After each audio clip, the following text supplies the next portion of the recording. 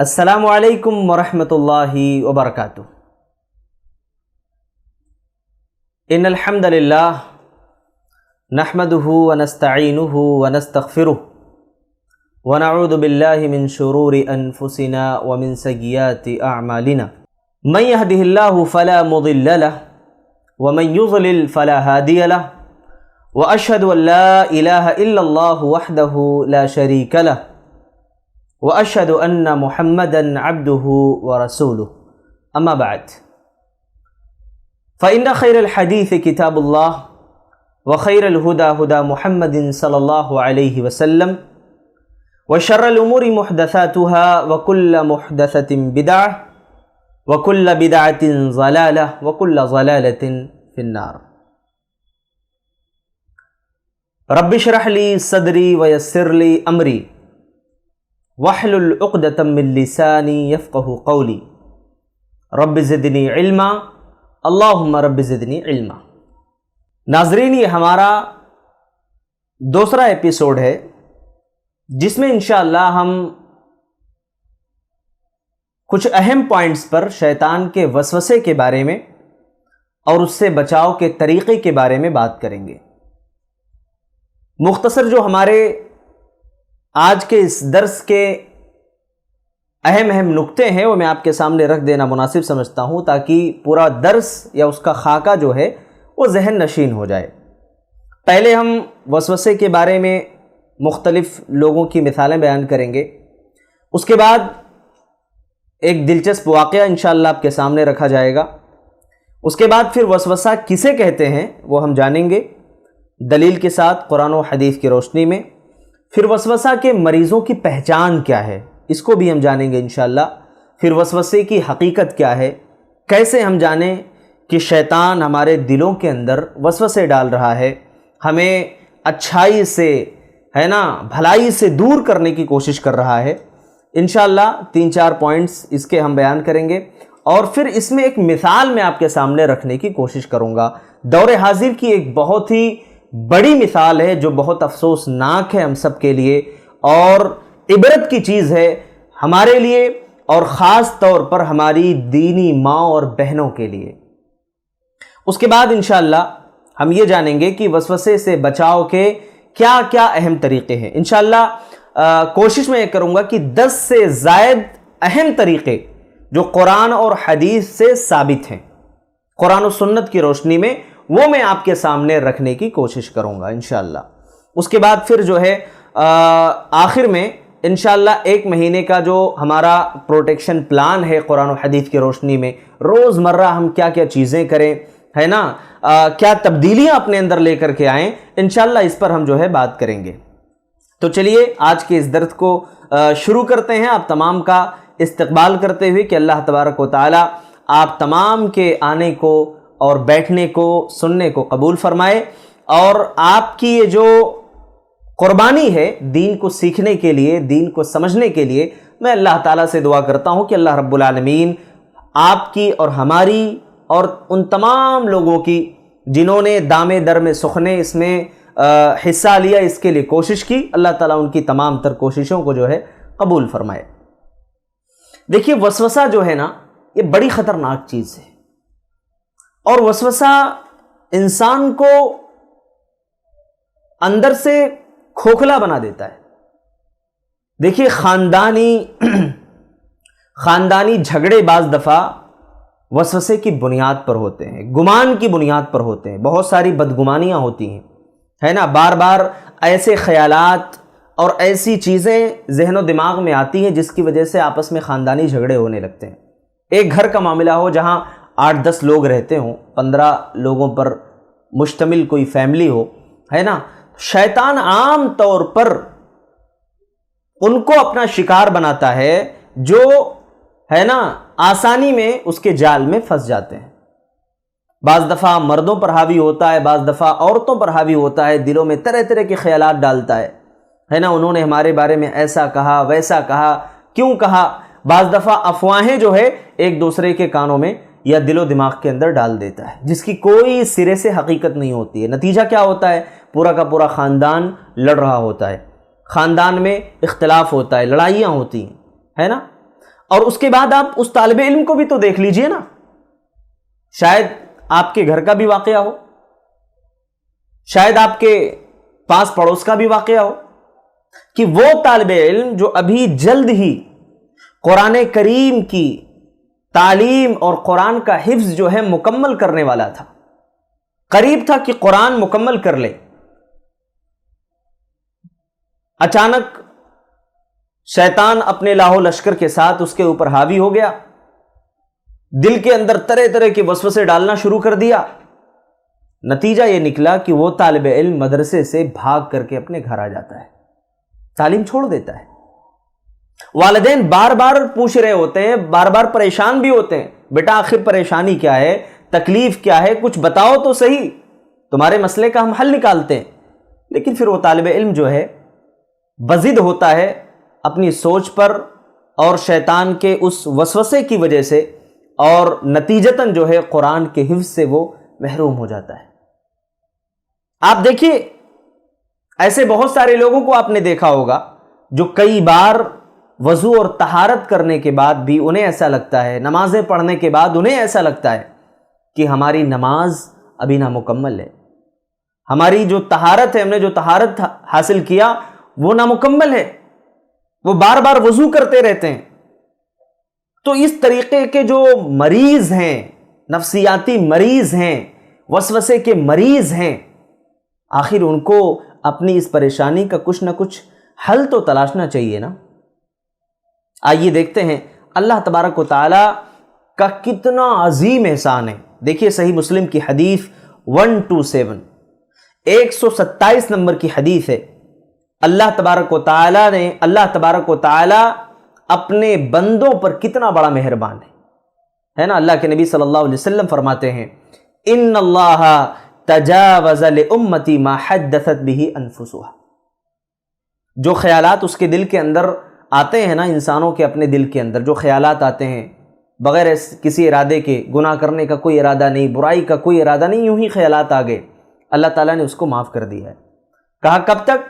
ما لم يتکلموا او یعملوا به، جب تک وہ اس کے بارے میں بات نہ کرے، ہے نا، یعنی اس کے بارے میں اس کا کوئی ارادہ نہ ہو برائی کرنے کا، اور جب تک اس پر عمل نہ کرے تب تک اللہ تبارک و تعالیٰ اس سے کوئی مواخذہ نہیں کرتا ہے، اس کو اللہ تبارک و تعالیٰ معاف کر دیتا ہے۔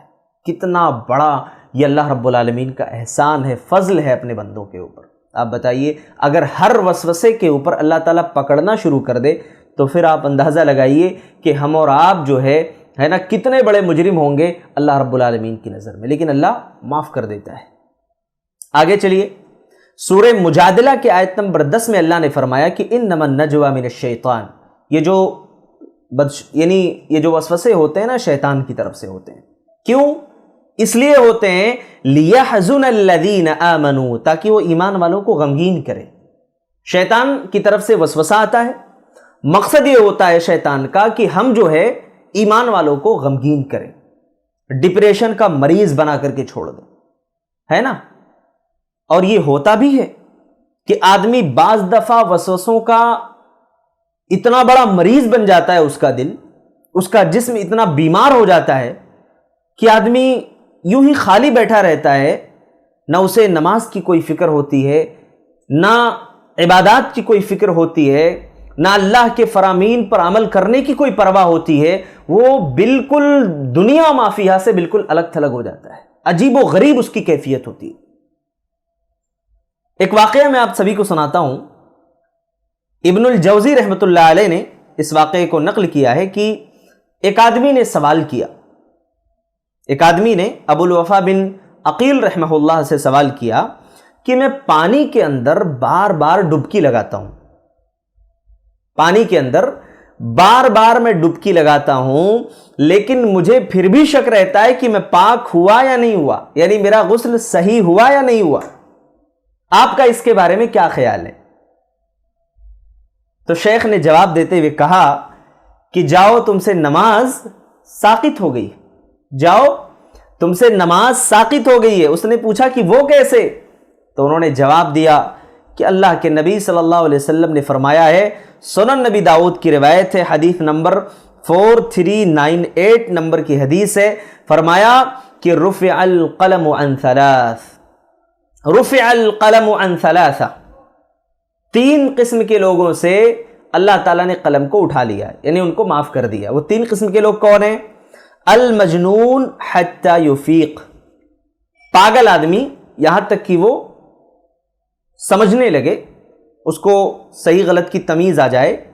والنائم حتی یستیقظ، سونے والا یہاں تک کہ بیدار ہو جائے۔ والصبی حتی یبلغ، اور بچہ یہاں تک کہ وہ جوان ہو جائے۔ تو یہ ہے، دیکھیے اس طریقے کے کئی مریض آپ کے آس پاس نظر آئیں گے۔ میں نے ابھی وہ بات بیان کی نا کہ بار بار طہارت لینے کے بعد بھی ایسا لگ رہا ہے کہ میں ابھی بھی پاک نہیں ہوا، میں ابھی بھی صاف نہیں ہوا ہے۔ ایک اور دلچسپ واقعہ آپ سماعت کر لیں کہ ایک شخص جو ہے نماز پڑھ رہا تھا اور وہ بار بار نماز کی نیت کر رہا تھا، الفاظ میں اس کی ادائیگی کر رہا تھا کہ اصلی صلاۃً کذا و کذا، وہ کہہ رہا تھا میں نماز پڑھ رہا ہوں، میں نماز پڑھ رہا ہوں، ہے نا، پھر کہہ رہا تھا میں نماز پڑھ رہا ہوں، میں فلاں نماز اس طرح پڑھ رہا ہوں، ادا للہ، اللہ تعالیٰ کے لیے ادا کرتے ہوئے۔ تو اداءً کا جو لفظ ہے وہ اس نے غلطی سے دال کو زال سے بدل دیا، ادا للہ کہہ دیا، ہے نا۔ تو ایک دوسرا آدمی جو نماز ہی میں شامل تھا، بجماعت نماز وہ پڑھ رہا تھا، اس نے نماز توڑ دی، اور نماز توڑ کر کے اس نے کہا کہ ہاں بالکل تم نے صحیح کہا، اذاء للہ ولرسولہ وملائکتہ وجماعت المصلین، کہ ہاں تم یہ جو نماز کی نیت تم کر رہے ہو نا، یہ واقعتاً، یعنی اس کا مطلب یہ ہوا کہ میں نماز کی نیت کر رہا ہوں اللہ کے لیے، جو کہ اللہ کے لیے، اس کے رسول کے لیے، فرشتوں کے لیے اور تمام جو ہے نمازیوں کے لیے جو ہے تکلیف کا باعث ہے۔ اب بتائیے، اس طریقے کے لوگ ہیں دنیا کے اندر میرے بھائیوں۔ وسوسہ، یہ بات آپ کے ذہن میں آ رہی ہوگی کہ آخر وسوسہ جو ہے یہ کہتے کس کو ہے؟ وسوسہ اصل میں وہ چھپی ہوئی آواز یا وہ خیال ہے جو دل و دماغ کے اندر ڈالا جاتا ہے تاکہ انسان کو گناہ یا بھٹکانے پر شیطان آمادہ کرے، ہے نا۔ تو یہ اس طریقے کا خیال ہوتا ہے، کبھی انسان برائی کی طرف آمادہ ہوتا، یوں ہی نہیں ہوتا۔ اللہ کے نبی نے ارشاد فرمایا، صحیح بخاری کی حدیث ہے 3276، 3276 نمبر صحیح بخاری، اور صحیح مسلم 134 نمبر کی حدیث ہے۔ اللہ کے نبی صلی اللہ علیہ وسلم فرماتے ہیں شیطان کیسے گمراہ کرتا ہے، دیکھو کیسے گمراہ کرتا ہے، کیسے انسان کے دل میں وسوسے ڈالتا ہے۔ نبی نے فرمایا کہ یأتی الشیطان احدکم فیقول، شیطان تم میں سے کسی کے پاس آتا ہے اور اسے کہتا ہے من خلق کذا، ہے نا، اس کو کس نے پیدا کیا، یا تم کو کس نے پیدا کیا، حتی یقول، یعنی یہ باتیں کہتے رہتا، فلاں چیز کو کس نے پیدا کیا، تم کو کس نے پیدا کیا، کہتے کہتے یہاں تک کہ اللہ کے نبی نے فرمایا کہ من خلق حتی یقول من خلق ربک، یہاں تک کہ وہ یہ دل کے اندر نعوذ باللہ وسوسہ ڈالتا ہے کہ تمہارے رب کو کس نے پیدا کیا۔ اللہ اکبر۔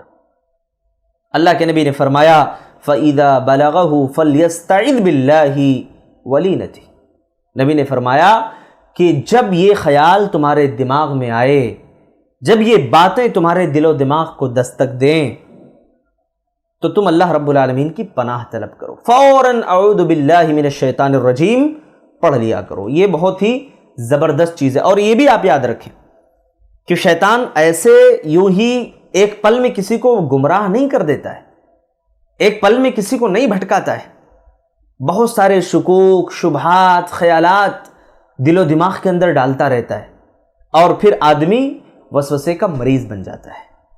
اب ایک مسئلہ یہ ہے کہ آخر وسوسے کے جو مریض ہیں، ہے نا، ایک مسئلہ یہ ہے کہ وسوسوں کے جو مریض ہیں نا، ان کی پہچان کیسے کی جائے، کیسے ہم پتہ لگائیں کہ بھئی فلاں شخص جو ہے یہ وسوسے کے مرض میں مبتلا ہے، یا میں اپنے طور پر اپنے بارے میں فیصلہ کر سکوں کہ مجھے وسوسے کی بیماری لاحق ہو گئی ہے، میں کیا کروں، کیسے پتہ چلے گا؟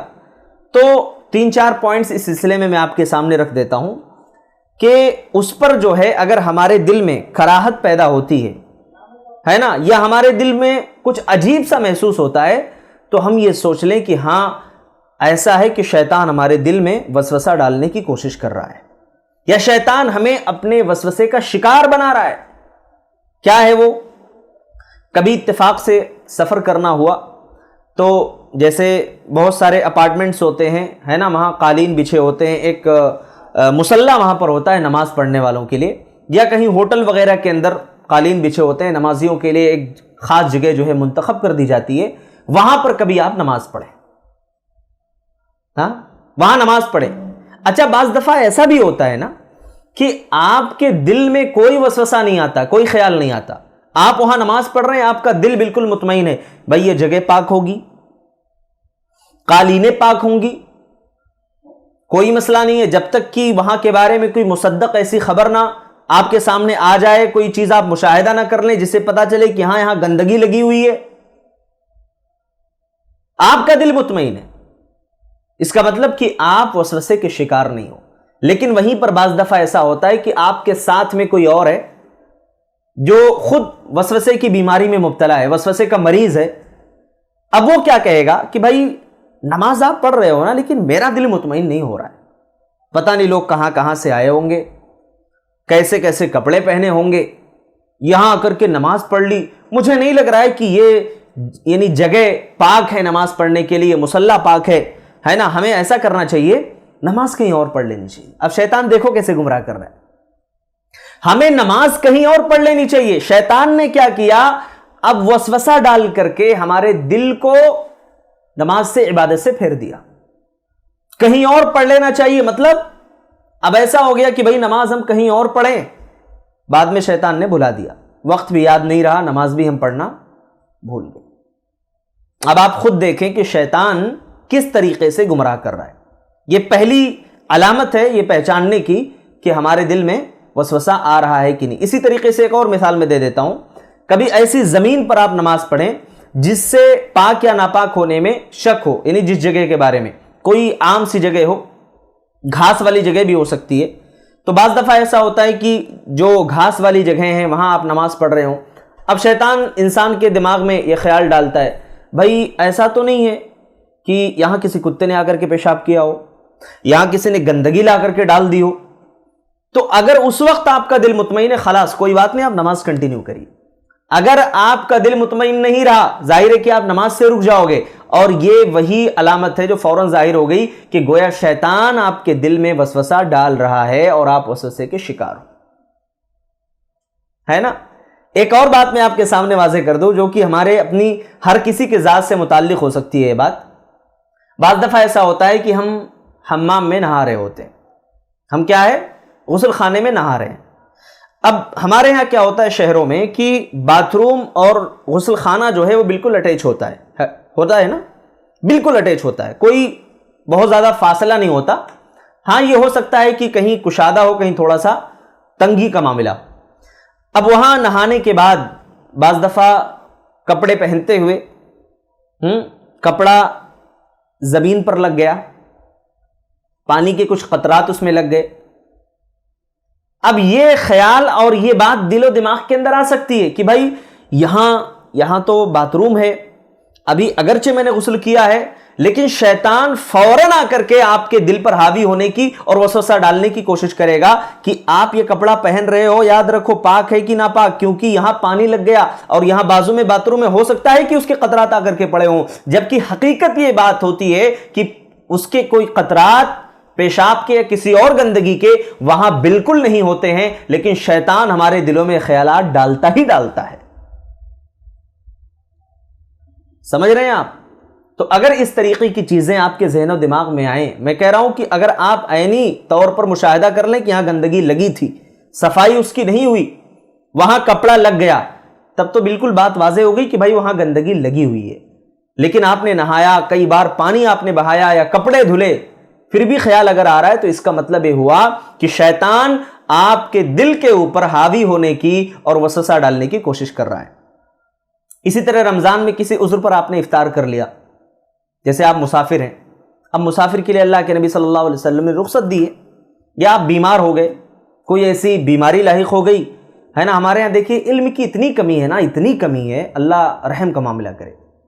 بعض لوگ اتنے جذباتی مسلمان ہوتے ہیں، جیسے رمضان میں جو ہے اگر کوئی مسئلہ درپیش ہو گیا، بھائی ہو سکتا ہے، انسان ہے، کوئی جسمانی تکلیف ہو سکتی ہے، بیماری ہو سکتی ہے، اب کیا ہوتا ہے نا، نہیں میں روزہ نہیں توڑ سکتا ہوں چاہے میری جان ہی کیوں نہ چلی جائے. یہ کون سی بات ہوئی بھائی؟ آپ مسافر ہیں، مسافر کے لیے عذر ہے، ٹھیک ہے، سفر میں ہیں، آپ بعد میں اپنا روزہ مکمل کر سکتے ہیں جب اللہ تعالیٰ نے رخصت دے دی، کوئی مسئلہ نہیں.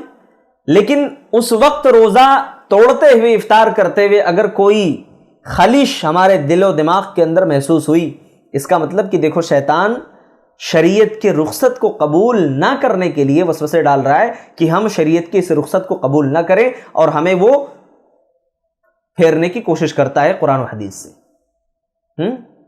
اسی طریقے سے کسی عذر کی بنیاد پر آپ اگر بیٹھ کر کے نماز پڑھ رہے ہیں تو بعض لوگ بولتے ہیں دیکھو نماز کھڑے ہو کر کے پڑھنا چاہیے، ہے نا، بالکل کھڑے ہو کر کے پڑھنا ہے اگر کوئی عذر نہیں ہے تو.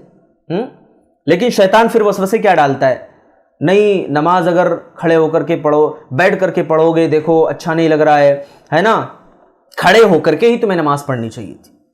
یعنی اس رخصت کو جو شریعت نے ہمیں دے رکھی ہے ہم قبول نہیں کر رہے ہیں، اس کا مطلب کہ شیطان وہاں حاوی ہو رہا ہے اور ہمیں پریشان کرنے کی کوشش کر رہا ہے. تو یہ وسوسے کے مریضوں کی پہچان ہے. اگر یہ چیزیں ہمارے ذہن و دماغ میں آتی ہیں، اور بھی مثالیں دی جا سکتی ہیں، تو آپ یہ سمجھ لیں کہ شیطان ہمارے دلوں کے اندر وسوسہ ڈال رہا ہے. اچھا، وسوسے کی حقیقت کیا ہے؟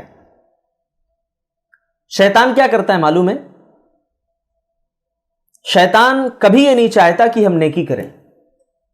شیطان کبھی یہ نہیں چاہے گا کہ ہم کسی خیر و بھلائی کے کام کی شروعات کریں، اور اگر الحمدللہ جذبے میں آ کر کے ہم نے شروعات کر دیا تو اب شیطان آ کر کے اس کام میں رکاوٹ پیدا کرنے کی پوری کوشش کرتا ہے. شیطان مکمل طور پر یہ کوشش کرتا ہے کہ آپ کے اس کام کو روک دے یا اس کے درمیان حائل ہو جائے. کیا باتیں ڈالتا ہے دماغ کے اندر؟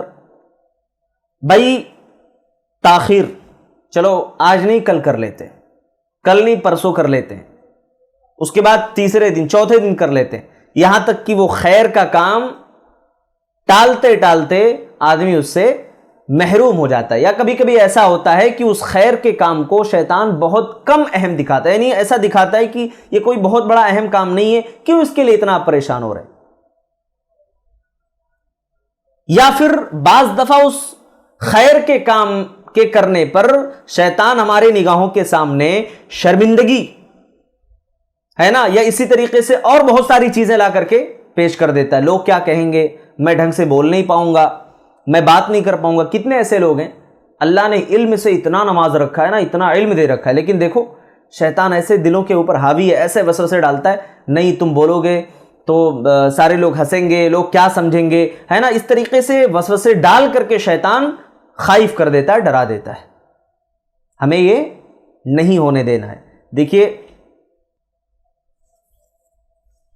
سورہ آل عمران کی آیت نمبر 110 میں اللہ تبارک و تعالیٰ نے فرمایا کہ کنتم خیر امت اخرجت للناس تأمرون بالمعروف وتنہون عن المنکر.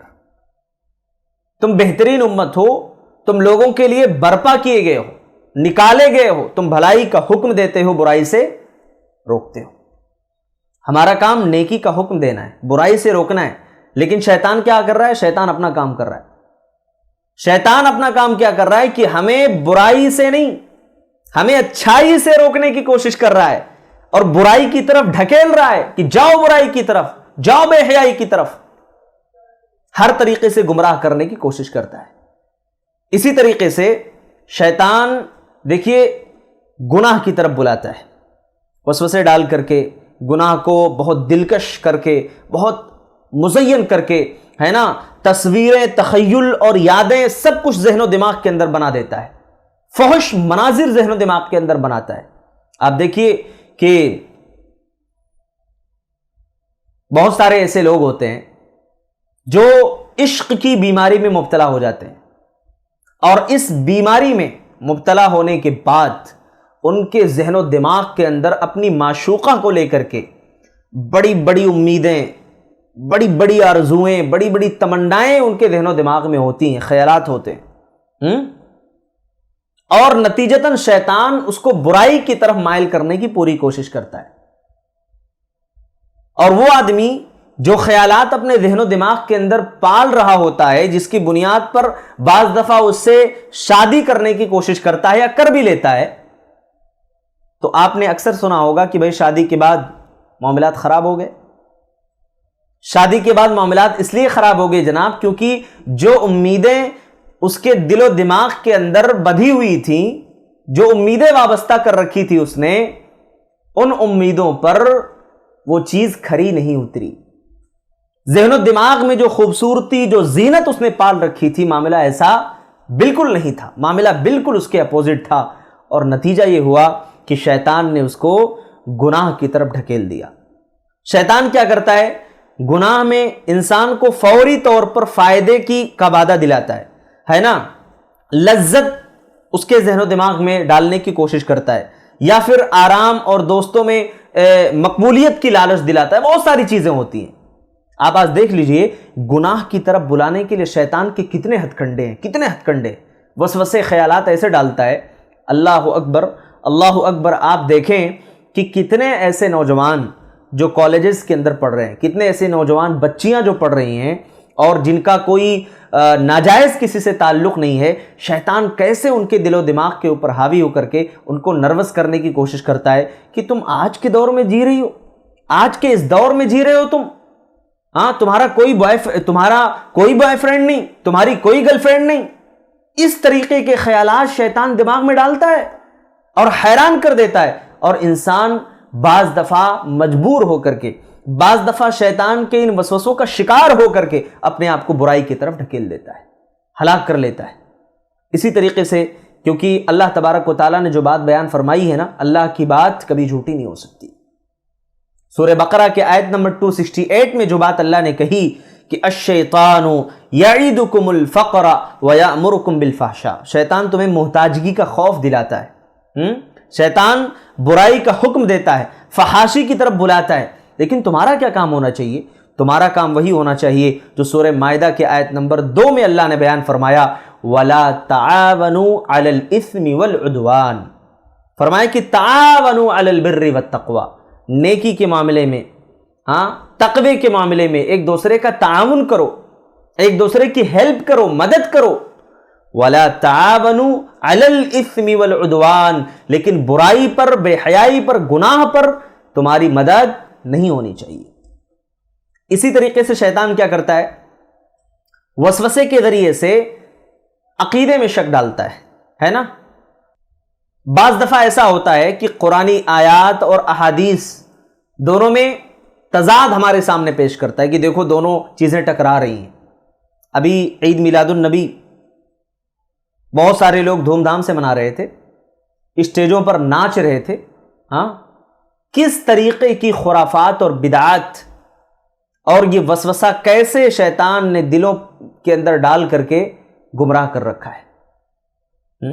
آپ دیکھیے اسٹیجوں پر اللہ کی قسم نوجوان بچیاں، روڈوں پر لوگ، روڈ پر، سڑک پر نکلے ہوئے ہیں، ڈھول پر، ڈی جے پر ناچ گانے کیے جا رہے ہیں اور اس کو دین سمجھا جا رہا ہے۔ شیطان کیسے دل و دماغ کو معاف کر کے چھوڑ دیتا ہے نا، کیسے کیسی دلیلیں لوگ لا کر کے دیتے ہیں۔ میں اس طرف جانا نہیں چاہتا ہوں، میں بس اشارہ کرنا چاہتا ہوں کہ دیکھو کیسے جو ہے شیطان بدعقیدگی کے بارے میں، ہمارے دلوں کے اندر عقیدے کے مسئلے کو لے کر کے شک ڈالتا ہے اور بدعقیدگی کا ہمیں شکار بنا دیتا ہے۔ یہاں تک کہ آپ نے دیکھا ہوگا کتنے ایسے نوجوان، اللہ تبارک و تعالی حفاظت کرے، وہ مرتد ہو گئے، کوئی شیعہ بن گیا، کوئی ایکس مسلم بن گیا، مرتد ہو کر کے کوئی اتھیسٹ بن گیا۔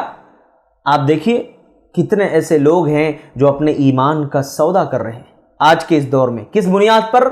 شیطان کے وسوسے، شکوک و شبہات کی بنیاد پر وہ اپنے آپ کو گمراہی کی طرف لے جا رہے ہیں۔ اللہ تبارک و تعالی حفاظت فرمائے۔ اس کی وجہ آپ جانتے ہو کیا ہے؟ قرآن مجید کے اندر سورہ لقمان میں آیت نمبر 6 میں اللہ نے فرمایا وَمِنَ النَّاسِ مَن يَشْتَرِي لَهْوَ الْحَدِيثِ لِيُضِلَّ عَن سَبِيلِ اللَّهِ بِغَيْرِ عِلْمٍ۔ کچھ لوگ ایسے ہیں جو لہو الحدیث خریدتے ہیں، ہاں کچھ لوگ ایسے ہیں جو برائی پھیلاتے ہیں. کون سی برائی؟ ایسی برائی جس سے وہ خود بھی گمراہ ہوتے ہیں، دوسروں کو بھی گمراہی میں ڈالتے ہیں. اس چیز کا علم نہیں ہوتا ہے ان کے پاس. ابھی رانچی کا ایک واقعہ میں آپ کو سناؤں تو آپ دنگ رہ جاؤ گے، آپ پریشان ہو جاؤ گے.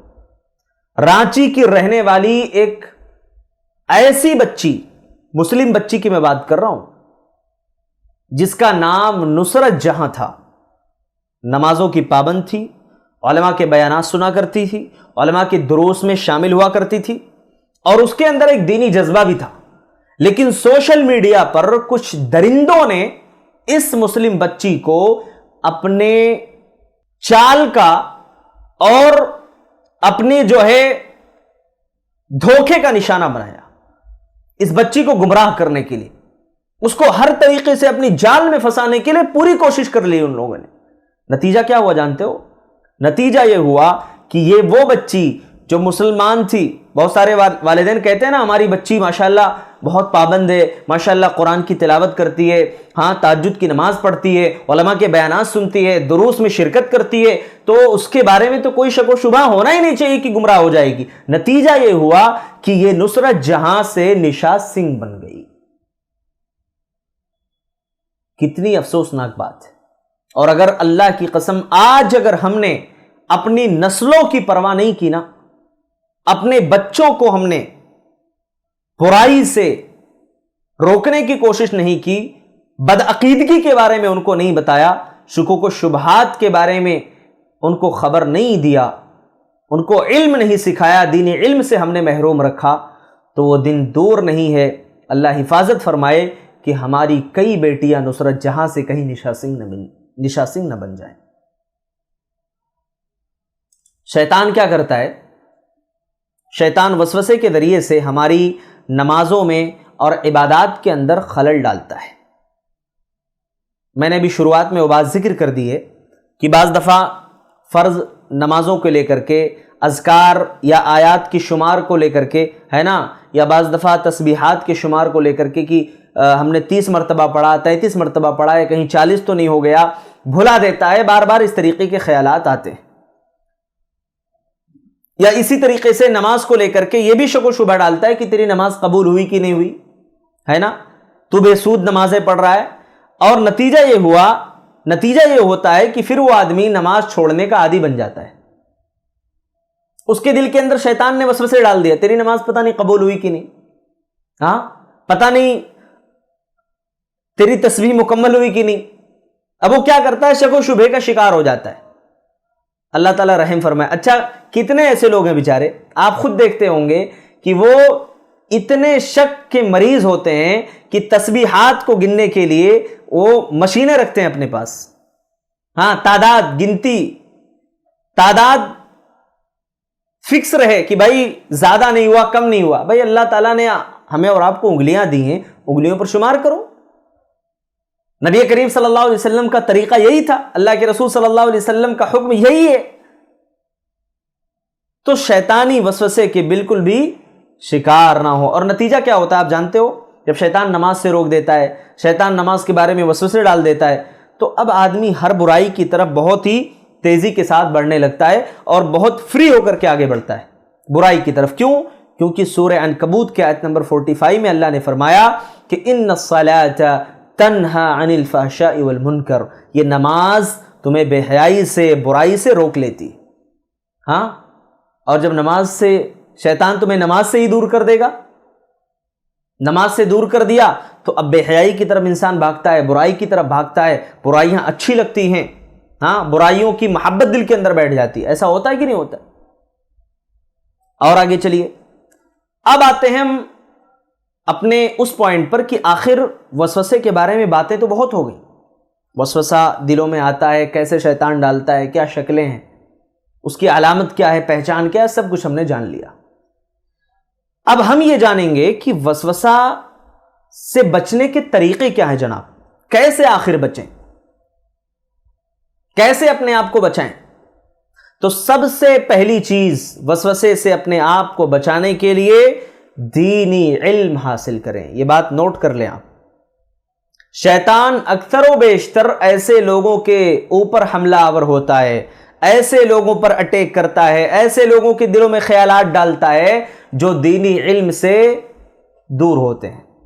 دین کا علم نہیں ہے، شیطان کا اٹیک بہت جلدی ہو جائے گا اس کے اوپر۔ دین کا علم نہیں ہے، شیطان بہت جلدی شکوک و شبہات کا اس کو عادی بنا دے گا۔ تو سب سے پہلی چیز یہ ہے میرے بھائی کہ دینی علم خود حاصل کریں، اپنے گھر کا ماحول بھی دینی بنائیں۔ آپ جانتے ہو کبھی کبھی ایسا ہوتا ہے کہ گھر میں ایک شخص جو وسوسے کا شکار ہے، اس کی وجہ سے گھر کے سارے افراد وسوسے کے شکار ہو جاتے ہیں۔ آپ کو میں ایک مثال دیتا ہوں، ایک جناب، میں نام نہیں لوں گا، بس یوں ہی مثال کے طور پر میں پیش کر رہا ہوں، مسلمان بھی ہیں الحمدللہ، اللہ تعالیٰ نے ایمان کی دولت سے نوازا ہے۔ عام طور پر ہوتا یہ ہے کہ ہمارے ہاں دیکھیے رمضان کے مہینے میں مسجدوں میں کھانے کا انتظام رکھا جاتا ہے، یا کسی کی شادی بیاہ کی کوئی تقریب ہوتی ہے، عقیقہ ہوتا ہے، ولیمہ ہوتا ہے، بہت ساری تقریبات ہو سکتی ہیں۔ اب اسے جب دعوت پر مدعو کیا جاتا تھا تو وہ جناب کہتے تھے بھائی مجھے شک ہے اس نے پیسہ کہاں سے کمایا ہے، وہ پیسہ حلال تھا کہ نہیں تھا۔ یعنی اس طریقے کے خیالات خود اس کے دماغ میں آئے اور دو چار لوگوں سے کہہ دیا، حالانکہ یہ سب کو پتا ہے کہ بھائی ان کا جو بزنس ہے، کاروبار ہے، حلال ہے نا، حرام سے کوسوں یہ لوگ دور ہیں، کوئی مسئلہ نہیں ہے، لیکن شیطان اس طریقے کے خیالات ڈال کر کے اس کو وسوسے کا عادی بنا دیا۔ اب نتیجہ کیا ہوا؟ لوگ شک میں پڑ گئے۔ ہاں یہ بات تو صحیح ہے، بالکل ہم لوگ بغیر تحقیق کے آ رہے ہیں۔ بھائی اگر ایسا مسئلہ ہو جائے تو ہر آدمی کسی نہ کسی کی دعوت میں جانے سے پہلے 10 بار اس سے پوچھے گا بھائی تو نے یہ مال حلال طریقے سے ہی کما کر کے کھلایا ہے نا، حرام تو نہیں ہے نا؟ بھائی کس سے آپ پوچھو گے؟ ظاہر پر آدمی حکم لگاتا ہے، ہاں ظاہر پر۔ اپنے مسلمان بھائی کے بارے میں اچھا گمان رکھیں، بدگمانی کے شکار نہ ہو۔ ہاں اللہ کی اگر ایسی کوئی بات ہو کہ بھائی اس کا پورا بزنس، پورا کاروبار سب حرام میں لگے ہوئے ہیں، حرام کما رہے ہیں، حرام کھا رہے ہیں، حلال کا کوئی سورس نہیں ہے، حلال کی کوئی ذریعہ آمدنی نہیں ہے، تو پھر ظاہر سی بات ہے آپ اس سے احتیاط کریں، بچیں، یہ تقوی ہے۔ اسی طریقے سے دوسری چیز جو وسوسے سے ہمیں بچا سکتی ہے، ایمان کو تقویت دینے والے جو اذکار ہیں اس کا اہتمام کریں۔ سورہ رعد کی آیت نمبر 28 میں اللہ نے فرمایا کہ الذین آمنوا وتطمئن قلوبہم بذکر اللہ، جو لوگ ایمان لائے ان کے دلوں کو اللہ کے ذکر سے اطمینان ملتا ہے۔ الا بذکر اللہ تطمئن القلوب، خبردار اللہ کے ذکر سے دلوں کو اطمینان ملتا ہے۔ ایک حدیث ہے سنن نبی داؤد کے اندر، حدیث نمبر 5088، اور ترمذی کے اندر 3388 نمبر کی حدیث ہے۔ اللہ کے نبی صلی اللہ علیہ وسلم نے فرمایا، عثمان ابن عفان رضی اللہ تعالیٰ عنہ اس حدیث کے راوی، کہ جس نے یہ دعا پڑھ لی صبح میں 3 بار، کون سی دعا؟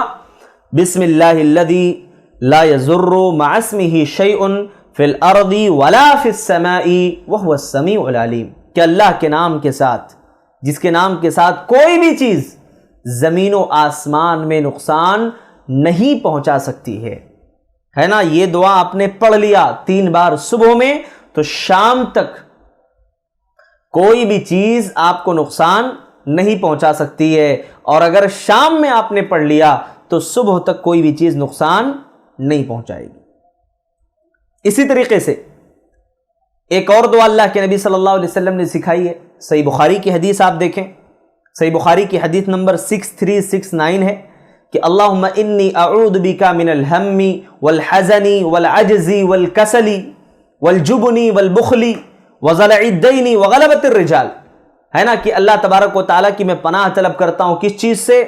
غم سے، حزن سے، سستی اور کاہلی سے، بخیلی سے، ہے نا، اور قرض کے جو ہے غلبے سے، اور لوگوں کے غلبے سے میں اللہ رب العالمین کی پناہ میں آتا ہوں۔ یہ دعا آپ پڑھ لیں۔ اسی طریقے سے ایک اور دعا اللہ کے نبی صلی اللہ علیہ وسلم نے سکھائی، بڑی ہی بہترین دعا ہے۔ نبی کریم صلی اللہ علیہ وسلم صحیح بخاری کی روایت ہے، حدیث نمبر 3371 نمبر کی حدیث ہے۔ عبداللہ ابن عباس رضی اللہ تعالیٰ عنہ کہتے ہیں کہ کان النبی صلی اللہ علیہ وسلم युअव्विज़ु अल-हसन वल-हुसैन। अल्लाह के नबी सल्लल्लाहु अलैहि वसल्लम हसन और हुसैन रज़ी अल्लाह ताला अन्हुमा को ये दुआ पढ़ करके दम किया करते थे। और अल्लाह के रसूल फरमाया करते थे कि इन्न अबाकुमा काना युअव्विदु बिहा इस्माईल व इसहाक़। ये कहा करते थे कि तुम्हारे दादा है ना, यानी हज़रत इब्राहीम अलैहिस्सलाम, हज़रत इस्माईल और इसहाक़ अलैहिमुस्सलाम को भी ये दुआ पढ़ करके दम किया करते थे। कौन सी दुआ? अऊज़ु बिकलिमातिल्लाहि ताम्मह मिन कुल्लि शैतानिन व हाम्मह व मिन कुल्लि ऐनिन लाम्मह। ये दुआ आप भी याद कर लें, आप भी पढ़ लें, तो इस दुआ के पढ़ने का फ़ायदा ये होगा कि शैतान के शर से जब आप खुद पढ़ रहे हो तो अऊज़ु आप पढ़ेंगे, अऊज़ु बिकलिमातिल्लाहि ताम्मह, और जब आप किसी पर पढ़ करके दम कर रहे हो तो उईज़ु बिकलिमातिल्लाहि ताम्मह मिन कुल्लि शैतानिन व हाम्मह व मिन कुल्लि ऐनिन लाम्मह। उसके बाद एक और चीज़ जो वसवसे से हमें बचा सकती है कि हम मजलिस मुनाकिद करें, अकेले तन्हा ना रहें, है ना, मजलिस में बैठें। बहुत सारे लोग जो इस मर्ज़ के अंदर मुब्तला हैं, इस बीमारी के शिकार हैं, वो अक्सर आप देखेंगे तो उनको तन्हा आप पाओगे। कहीं कोई कोने में बैठा हुआ है, घर के किसी कोने में लेटा हुआ है, सोया हुआ है, न घर के बाहर निकल रहा है ना, न मजलिस में लोगों के साथ उठ रहा है, बैठ रहा है। नतीजा ये है कि वो अपने उस डिप्रेशन से, अपनी उस बीमारी से बाहर निकल ही नहीं पा रहा है।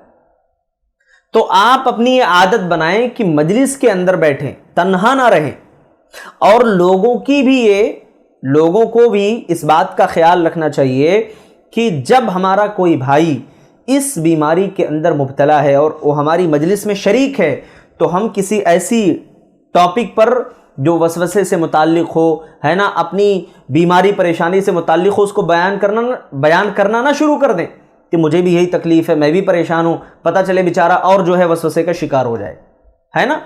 आपको मैं एक मिसाल देता हूँ। देखिए, कोई आदमी बीमार होता है ना, बीमार होता है, मरीज़ की अयादत करना बहुत बड़ी फजीलत का बाइस है।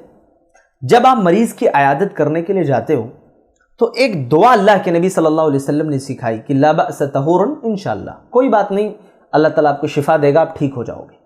ये दुआ जब आप मरीज़ को देते हो ना, तो मरीज़ का दिल खुशी से झूम उठता है कि चलो भाई किसी ने कुछ कहा तो। और इस दुआ का माना आप याद रख लेना, कोई बात नहीं, कोई हरज नहीं है, अल्लाह आपको शिफा दे। अब आप क्या करते हो? आपने देखा होगा कि कितने ऐसी ख़वातीन, औरतें जाती हैं देखने के लिए किसी मरीज़ को। मैं ज़्यादा दूर नहीं जाऊँगा, अपने एक दोस्त का वाक़या मैं बयान कर देता हूँ, नाम नहीं लूँगा मैं, बस यूँ ही नसीहत के लिए। अल्लाह ताला ने उस नौजवान को बड़ा खूबसूरत बनाया, बड़ा खूबसूरत नौजवान, लेकिन अल्लाह रब्बुल आलमीन को जो मंजूर था वही हुआ। उस नौजवान के पैर में, वो नौजवान एक हादसे का शिकार हो गया, उसका एक पाँव जो है किसी हादसे में कट जाता है, ट्रेन हादसे में, और वो बेचारा अपने घर पर 3-4 महीने, 5 महीने या उससे ज़ायद भी बिस्तर पर है। लोग देखने आ रहे हैं, ख़वातीन आ रही हैं, सब आ रहे हैं, रिश्तेदार वगैरह सब आ रहे हैं। अब वो नौजवान ये कह रहा है कि भाई जितने लोग देखने आ रहे हैं, पॉजिटिव बातें तो बहुत कम मैंने सुनी, निगेटिव इतनी सुन लिया कि मैं हैरान हो गया। मैं सोचा अब मेरी ज़िंदगी दोबारा खड़ी होगी कि नहीं, मैं ज़िंदगी अब जी पाऊँगा कि नहीं, क्या मेरी ज़िंदगी पहले जैसी रहेगी या फिर और मैं परेशान रहूँगा। मुझे ऐसा लगा कि अब सब कुछ ख़त्म हो गया, कुछ बचा ही नहीं। आप जानते हो ऐसा क्यों था? आने वाले जितनी भी औरतें थीं, अक्सर व बेशतर ये कह करके जाती थीं, अल्लाह अकबर, इसका तो पैर कट गया, बेचारा अब जो है शायद अच्छे से काम ना कर पाए, कमाएगा कैसे, खाएगा कैसे, कैसे ज़िंदा रहेगा, अब तो हर चीज़ की जो है दुश्वारी हो गई, इसके लिए क्या करे। इस तरीके की बातें वो सुना करके जब जाती थी ना, वो नौजवान कहता था कि मैं उस कमरे में बैठ करके घुटता रहता था, परेशान रहता था कि आखिर मैं करूं तो क्या करूं। ऊपर से शैतान के वसवसे और परेशान करते हैं। उसके बाद देखिए, इससे बताना ये मकसूद है, अल्हम्दुलिल्लाह उसके बाद अल्लाह ताला ने उस नौजवान को शिफा दी और जो ख्यालात उसके दिमाग में आते थे उसका बिल्कुल अपोजिट हुआ। ہے نا, ایک پیر بھی لگ گیا الحمدللہ, اور آج وہ نوجوان چل پھر بھی رہا ہے, اپنا کام بھی کر رہا ہے, کوئی مسئلہ نہیں ہے, اور اللہ تعالیٰ نے اس کو اس تکلیف سے باہر نکال دیا. تو بولنے کا مطلب یہ ہے کہ ہم ایسی مجلس کے اندر شامل ہوں یا ایسی مجلس منعقد کریں جہاں پازیٹیو باتیں ہوتی ہوں, نیگیٹو باتیں نہ ہو. ٹھیک ہے. اسی طرح دوسرا کام ہمیں یہ کرنا ہے وسوسے سے بچنے کے لیے کہ آپ اپنے آپ کو مشغول رکھیں. کیا ہوتا ہے نا, جب دن بھر آپ مشغول رکھو گے, آپ بزی رہو گے, تو شیطان آپ کے ذہن و دماغ میں برے خیالات ڈال نہیں پائے گا. برے خیالات اور وسوسے ڈالنے کا موقع ہی نہیں ملے گا اس کو, کیونکہ آپ مشغول ہو, آپ خالی نہیں بیٹھے ہو. اور جب آپ خالی بیٹھو گے, حرکت میں نہیں رہو گے, تو پھر نتیجہ یہ ہوگا کہ شیطان بار بار آپ کے ذہن و دماغ میں برے برے خیالات ڈالے گا, وسوسے کا عادی بنائے گا, اور پھر مکمل طور پر آپ کو اپنی جال میں پھنسا کر کے چھوڑ دے گا. اسی طرح ایک کام یہ بھی آپ کریں کہ نیک دوست بنائیں آپ, جو صاحب علم و بصیرت ہو. دوست بہت ہیں دنیا کے اندر, اور ہر کوئی دوستی کرنا چاہتا ہے. جس کے پاس دولت ہے, جس کے پاس شہرت ہے, ہر کوئی چاہتا ہے کہ بھائی وہ ہمارا دوست ہو, ہمارا اپنا ساتھی ہو. اور یہ دنیا کی بڑی کڑوی سچائی ہے کہ اگر آپ کے پاس دولت نہیں ہے, آپ غریب ہو, تو لوگ یہ بتانے میں بھی بے عزتی محسوس کرتے ہیں کہ وہ ہمارے رشتہ دار ہیں یا ہمارے اپنے قریبی. لیکن جب آپ کے پاس دولت آ جائے, شہرت آ جائے, فیم آ جائے, سب کچھ آپ کی جھولی میں, آپ کے قدموں میں اللہ نے لا کر کے ڈال دیا ہو, تو لوگ فخر سے آ کر کے کہیں گے کہ یہ ہمارا رشتہ دار ہے, یہ ہمارا دوست ہے, یہ ہمارا قریبی ہے. اور اس کو جو ہے لوگ اپنی ذات سے اور اپنے تعلقات سے جوڑنے کی کوشش کرتے ہیں کہ اس سے ہمارا رشتہ بڑا گہرا ہے. یہ سچائی ہے میرے بھائیوں. بتانے کا مقصد یہ ہے کہ ہمیشہ نیک دوست بنائیں, جو آپ کے پیسوں کی وجہ سے, آپ کی شہرت کی وجہ سے آپ کا دوست نہ بنا ہو, اخلاص اور للہیت کے ساتھ اس نے آپ سے دوستی کی ہو, اور وہ صاحب علم و بصیرت ہو. یہ بھی بہت ضروری ہے, کیونکہ کسی بیوقوف کو دوست بناؤ گے, وہ اپنی بیوقوفی کی وجہ سے آپ کو نقصان پہنچائے گا. کسی ایسے شخص کو دوست بناؤ گے جو علم والا ہی نہیں ہے, جس کے پاس دین کی سمجھ ہی نہیں ہے, جو بالکل گمراہ ہے, بھٹکا ہوا ہے, وہ آپ کو کیا دے گا؟ برائی دے گا. وہ آپ کو کیا دے گا؟ برائی کی باتیں آپ کے سامنے رکھے گا. تو جو صاحب علم و بصیرت ہے, جب اس کو آپ دوست بناؤ گے نا, تو معاملہ یہ ہوگا کہ ہمیشہ آپ خیر میں رہو گے, بھلائی میں رہو گے. اس کے علاوہ دیکھیے, وسوسے کو ختم کرنے کا ایک علاج یہ بھی ہے کہ گھر والوں کے ساتھ بیٹھے بات چیت کریں. بہت سارے لوگ جو اس مرض کے اندر مبتلا ہیں, آج سائنس بھی یہ بات تسلیم کر رہی ہے کہ جب ہم اپنے گھر والوں کے ساتھ بات چیت کر لیتے ہیں, گھر والوں سے ہم جو ہے گھل مل جاتے ہیں, بیٹھے رہتے ہیں ان کے ساتھ, تو ہمارا اپنا جو غم ہے, ڈپریشن کے جو ہم شکار ہیں نا, وہ غم کافی حد تک جو ہے ہلکا ہو جاتا ہے.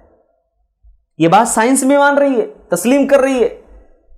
تو ہمیں یہ کرنا ہے کہ ہم اپنے گھر والوں کو وقت دیں, ان کے ساتھ بیٹھ کر کے بات چیت کریں, گفتگو کریں. ایسا نہ ہو کہ ہم گھر والوں کو بالکل چھوڑ دیں, اپنے کاروبار میں مصروف ہیں, اپنی دنیا میں بزی ہیں, گھر والوں کو وقت نہیں دے رہے ہیں. ایسا بالکل نہ کریں. اللہ تبارک و تعالی ہے نا, ہم سب کو اس پر عمل کی توفیق دے. اور آگے چلیے, اسی طریقے سے غم اور ڈپریشن سے ہے نا, وسوسے سے بچنے کا ایک طریقہ یہ بھی ہے کہ دوستوں کے ساتھ پسندیدہ جو جگہیں ہیں اس کی سیر کریں, جہاں فحاشی برائی نہ ہو, بے حیائی نہ ہو. ایسی بہت ساری جگہیں ہو سکتی ہیں, اس کی سیر کرنے کے لیے جائیں. اللہ نے کہا زمین میں چلو پھرو, دیکھو اللہ نے کیسی زمین بنائی ہے, کیسی کائنات بنائی ہے نا. جب نکلو گے, دیکھو گے اللہ کی اس خوبصورت کائنات کو, اس دنیا کو, اللہ کا شکر ادا کرو گے, ایمان میں اضافہ ہوگا. سبحان اللہ, اللہ رب العالمین کی قدرت کے حسین مناظر جو آپ کی آنکھوں کے سامنے ہوں گے. بہت سارا غم, بہت ساری تکلیفیں تو ویسے ہی ہلکی ہو جائیں گی.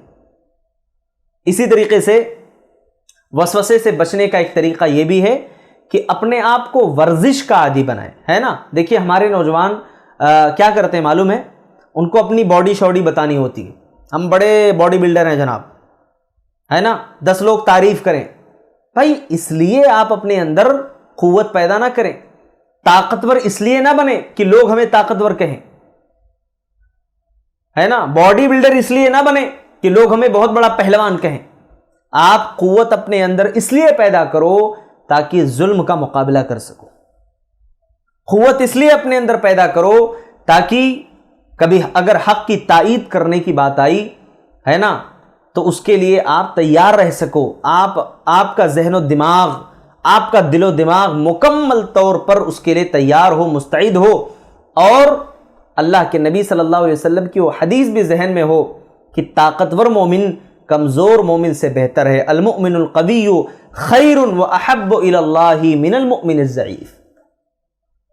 اسی طریقے سے ایک اور چیز جو ہمارے وسوسے کا سبب بنتی ہے, دیکھیے بعض لوگ جو ہے نا ماضی کے تلخ یادوں میں کھوئے رہتے ہیں.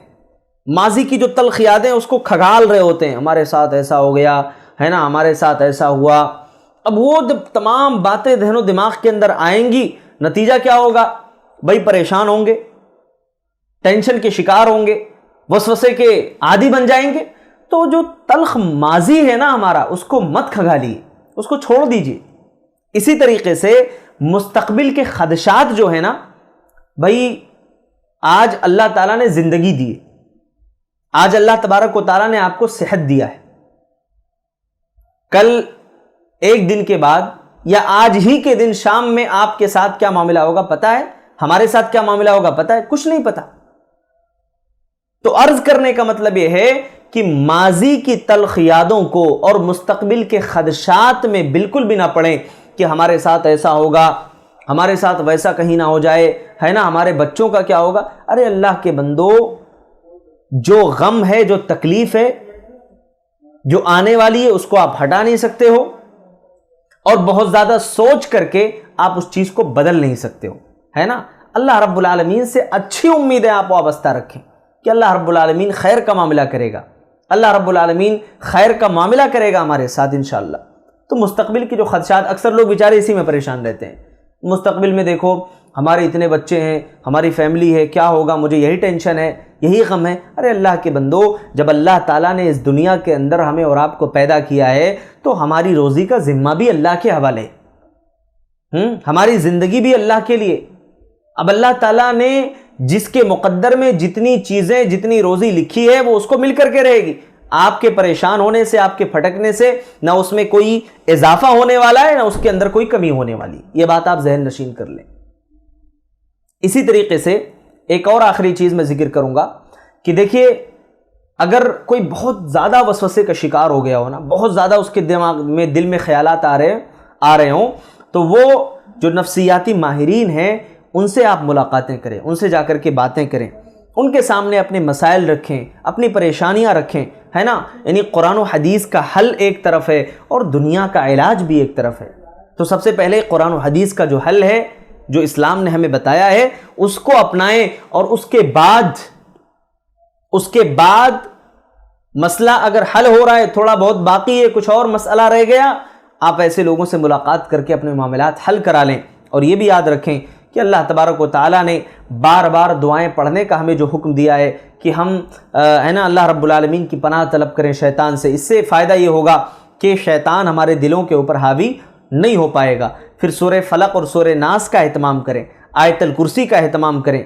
اسی طریقے سے آیت الکرسی کی جو فضیلت ہے, صحیح بخاری کے اندر 2311 نمبر کی حدیث سے اللہ کے نبی نے فرمایا کہ جب کوئی پڑھتا ہے تو برابر اللہ کی طرف سے ایک محافظ اس کے اوپر یعنی اس کے لیے مقرر کر دیا جاتا ہے, جو اس کی حفاظت کرتا رہتا ہے. اگر صبح میں پڑھائے تو شام تک, شام میں پڑھائے تو صبح تک. پھر اسی طریقے سے اللہ رب العالمین کا ذکر بھی کثرت کے ساتھ کریں, جو میں نے ابھی آپ کے سامنے بتایا ہے نا. اور بار بار جب آپ یہ دعا پڑھیں گے تو اللہ تبارک و تعالیٰ آپ کو شیطان کے وسوسے سے محفوظ رکھے گا. اور یہ بھی آپ یاد رکھیں کہ ہر کام سے پہلے آپ بسم اللہ ضرور پڑھ لیا کریں. جابر بن عبداللہ رضی اللہ تعالیٰ عنہ روایت کرتے ہیں, صحیح مسلم کی حدیث ہے, حدیث نمبر 2018 2018 نمبر کی حدیث ہے کہ اللہ کے نبی نے فرمایا, اذا دخل الرجل بیتہ, جب آدمی اپنے گھر کے اندر داخل ہوتا ہے, فذکر اللہ عند دخولہ وعند طعامہ, اور وہ داخل ہوتے ہوئے اللہ کا نام لیتا ہے، بسم اللہ پڑھتا ہے، کھاتے وقت بسم اللہ پڑھ لیتا ہے، اللہ کا ذکر کرتا ہے، تو شیطان یہ کہتا ہے کہ لا مبیت لکم ولا عشاء، اپنے لشکریوں سے کہتا ہے کہ یہاں اب تمہارے لیے کوئی ٹھکانہ نہیں، یہاں اب تمہارے لیے یہاں آج کا کھانا نہیں ہے۔ اس نے بسم اللہ پڑھ لیا اور اس کو اپنے آپ کو اور اپنے گھر کو محفوظ کر لیا۔ وَإِذَا دَخَلَ، اور جب کوئی اپنے گھر کے اندر داخل ہوتا ہے، فَلَمْ يَذْكُرِ اللَّهَ عِنْدَ دُخُولِ، اور وہ اللہ رب العالمین کا ذکر نہیں کرتا ہے داخل ہوتے وقت، قال الشیطان، تو شیطان کہتا ہے ادرکتم المبیت، تمہیں ٹھکانہ مل گیا۔ وَإِذَا لَمْ يَذْكُرِ اللَّهَ عِنْدَ طَعَامِهِ، اور جب وہ کھاتے ہوئے بھی اللہ کا ذکر نہیں کرتا، قال، تو شیطان کہتا ہے ادرکتم المبیت والعشاء، تمہیں آج ٹھکانہ بھی مل گیا رہنے کے لیے اور آج کھانے کا بھی انتظام ہو گیا تمہارے لیے۔ آپ اندازہ لگائیے میرے بھائیوں کہ ہم بہت شکایتیں کرتے ہیں، بہت سارے لوگ شکایتیں کرتے ہیں۔ کتنے لوگ ہیں کہتے ہیں بھئی ہمارے گھر کے اندر ایسا لگتا ہے کسی کا سایہ ہے، ہاں ہمارے گھر کے اندر ایسا لگتا ہے کہ شیطان جو ہے یعنی آ رہا ہے جا رہا ہے، اور عجیب و غریب کیفیت ہے، سمجھ میں نہیں آ رہا ہے کیا کروں۔ اللہ کے بندو، اگر اپنے آپ کو دعاؤں کا عادی بنا لو، دعاؤں کا عادی بنا لو، تو انشاءاللہ ثم انشاءاللہ مکمل طور پر جو ذکر و اذکار ہیں، یہ سب صبح و شام کے اذکار، یہ ایک پروٹیکشن ہے آپ کے لیے، اور یہ ساری دعائیں جو ہے نا، اس کا اہتمام آپ کریے۔ آپ دیکھیے آپ کی زندگی کیسے بدل جاتی ہے۔ اور وہ جو حدیث میں نے ابھی آپ کے سامنے پیش کی تھی، ابو داؤد کی 5089 نمبر کی حدیث، چلیے اس کی تھوڑی سی وضاحت کر دیتا ہوں۔ ابان بن عثمان رضی اللہ تعالیٰ عنہ کو فالج کا اٹیک ہو گیا۔ یہ جو حدیث میں، جو دعا میں نے بتائی تھی کہ بسم اللہ الذی لا یضر مع اسمہ شیء فی الارض ولا فی السماء وهو السمیع العلیم، یہ دعا پڑھی تھی انہوں نے، اور اس دعا کی فضیلت بیان کی تھی کہ اللہ کے نبی نے فرمایا کہ لم تصبہ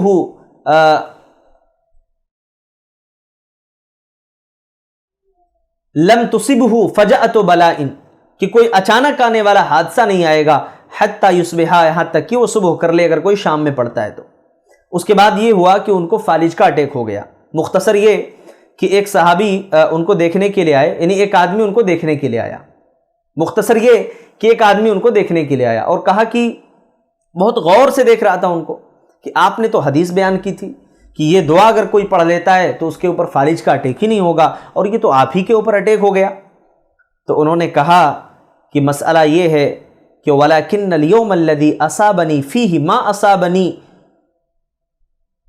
غَضِبْتُ فَنَسِيتُ، کہا کہ آج میں پڑھنا اس لیے بھول گیا کیونکہ آج میں غصہ ہو گیا تھا اور غصے کی حالت میں بھول گیا۔ اللہ اکبر، دیکھو شیطان غصے کے ذریعے سے کیسے انسان کے اوپر حاوی ہوا، ہاں، اور وہ دعا جو پڑھنی چاہیے تھی وہ دعا پڑھنا بھول گئے۔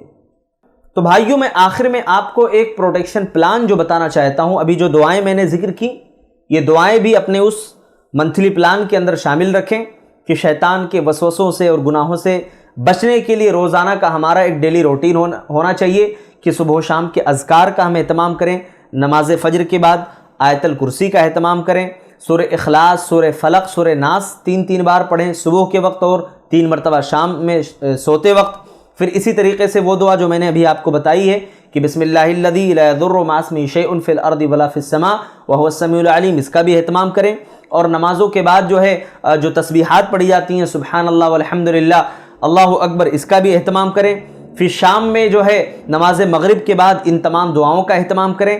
اسی طریقے سے جمعہ کے دن سورہ کہف کا اہتمام کریں، ہے نا، اور کوشش یہ کریں کہ کم سے کم روزانہ نہیں تو ہفتے میں کوئی صدقہ آپ کر دیں، ہے نا، کسی غریب کی مدد کر دیں، کچھ خیر کا کام کر دیں۔ تو اس طریقے سے جب آپ اپنی ایک روٹین بنائیں گے نا تو انشاءاللہ آپ کی زندگی مکمل طور پر بدل جائے گی اور شیطان کے وسوسے سے آپ محفوظ ہو جائیں گے۔ آئیے اللہ رب العالمین سے ہم دعا کرتے ہیں کہ اللہ تبارک و تعالی ہم تمام کو نیک عمل کی توفیق دے، شیطان کے وسوسے سے، اس کے شر سے اللہ تعالی ہم سب کی حفاظت فرمائے۔ آمین، تقبل یا رب العالمین، وآخر دعوانا ان الحمد للہ رب العالمین، والسلام علیکم ورحمۃ اللہ وبرکاتہ۔